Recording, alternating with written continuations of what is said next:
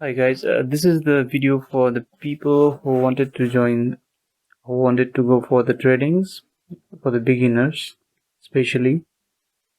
We have to, first of all, even myself, I'm just only 1 year experience with this field, so this is just an example. The first things we have to be sure that exactly which platform you have to choose and what is the best platform. The first thing you have to choose the best platform or app which is reliable, and if you search and find some reviews which is the best for the transfers and bank deposits. Firstly, you have to check with the applications, find out the best one, as I'm using the eToro, which is reliable and very comfortable to use. So this is the first step before you go for the tradings. You can log in and then set up your accounts. After you're doing all the settings and setups, you have to, in this eToro, you have the minimum deposit is like 50. You can deposit and you can start tradings. And with the tradings, we can choose a different tradings. We have stocks, cryptos, indicates, ETFs, commodities, and currencies. So this is the varieties of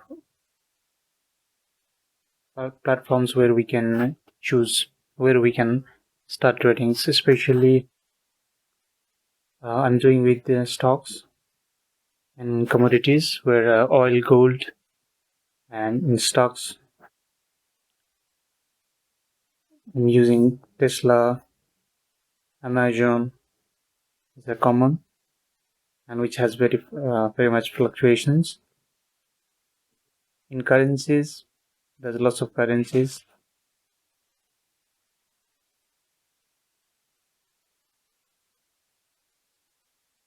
Especially cryptos, most of the people they're doing cryptos, which is long term. For the short terms, we can start in stocks and commodities. Just the starting, this is the starting setup, and we have to check the reviews, specifically where you wanted to start tradings.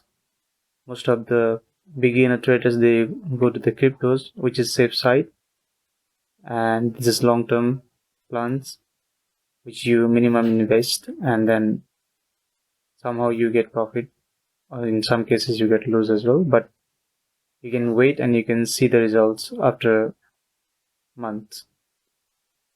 But in some stocks and commodities, there's some which is high risk, and there is low risk as well, but mostly people they use in high risk, who is professional traders.